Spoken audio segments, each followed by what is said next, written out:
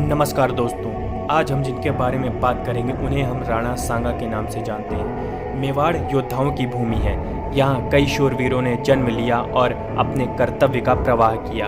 उन्हीं उत्कृष्ट मड़ियों में से एक थे राणा सांगा, पूरा नाम महाराणा संग्राम सिंह। राणा रायमल के बाद सन 1509 में राणा सांगा मेवाड़ के उत्तराधिकारी बने। इनका शासनकाल 1509 से 1527 तक रहा। इन्होंने दिल्ली, गुजरात व मालवा मुगल बादशाहों के आक्रमणों से अपने राज्य की बहादुरी से रक्षा की। उस समय के सबसे शक्तिशाली राजा थे राणा सांगा। इनके शासनकाल में मेवाड़ अपनी समृद्धि की सर्वोच्च ऊंचाइयों पर था। एक आदर्श राजा की तरह इन्होंने अपने राज्य की रक्षा तथा उन्नति की। राणा सांगा अदम्य साहसी थे।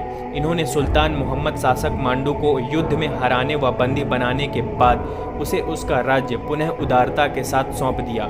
यह उनकी बहादुरी को दर्शाता है। बचपन से लगाकर मृत्यु तक इनका जीवन युद्धों में बीता। इतिहास में वर्णित है कि महाराणा संग्राम की तलवार का वजन 20 किलो था। सांगा के युद्धों का रोचक इतिहास। महाराणा सांगा का राज्य दिल्ली, गुजरात और मालवा के मुगल सुल्तानों के राज्यों से घिरा हुआ था। दिल्ली पर सिकंदर लोदी, गुजरात में महमूद शाह बेगड़ा और मालवा में नसीरुद्दीन खिलजी सुल्तान थे। तीनों सुल्तानों की सम्मिलित शक्ति से एक स्थान पर महाराणा ने युद्ध किया, फिर भी जीत महाराणा की हुई। सुल्तान इब्राहिम लोदी से बूंदी की सीमा पर खातौली के मैदान में ईस्वी सन 1517 में हुआ। इस युद्ध में इब्राहिम लोदी पराजित हुआ और भाग गया।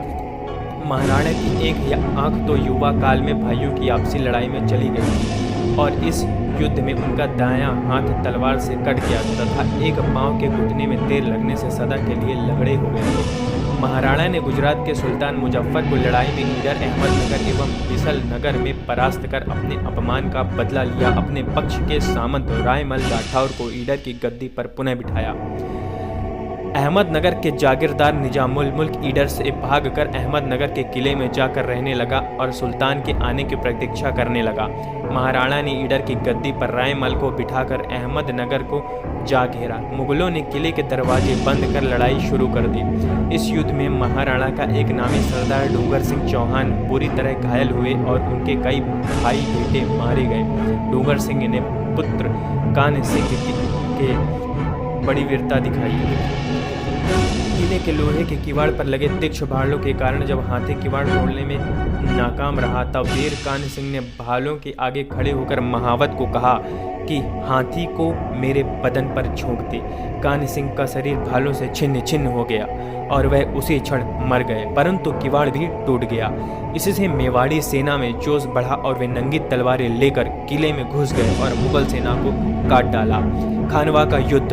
बाबर संपूर्ण भारत को रौंदना चाहता था, जबकि राणा सांगा तुर्क अफगान राज्य के खंडहरों के अवशेष पर एक हिंदू राज्य की स्थापना करना चाहते थे। परिणाम स्वरूप दोनों सेनाओं के मध्य 17 मार्च 1527 ईस्वी को खानवा में युद्ध आरंभ हुआ।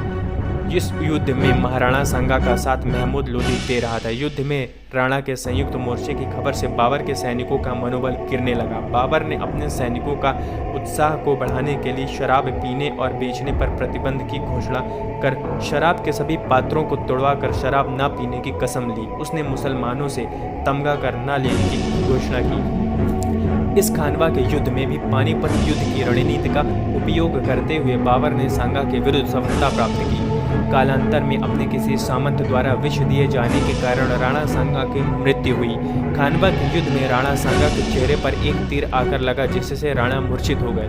परिस्थिति को समझते हुए उनके किसी विश्वास पात्र ने उन्हें मूर्छित अवस्था में रण से दूर भिजवा दिया एवं खुद उनका मुकुट पहनकर युद्ध किया। युद्ध से उसे भी वीर गति मिली एवं राणा की सेना भी युद्ध हार गई। युद्ध जीतने के बाद बाबर ने मेवाड़ की सेना के कटे सरों की मीनार बनवाई थी। जब राणा को होश आने के बाद यह बात पता चली तो वो खुद बहुत क्रोधित हुए। उन्होंने कहा, मैं हार कर चित्तौड़ वापस नहीं जाऊंगा। उन्होंने अपनी बची कुची सेना को एकत्रित किया और फिर से आक्रमण करने की योजना बना लगे। इसी बीच उनके किसी विश्वास पात्र ने उनके भोजन में विष मिला दिया, जिससे उनकी मृत्यु हो गई। 80 घाव लगे थे तन पे, फिर भी व्यथा नहीं थी मन में। जय हिंद।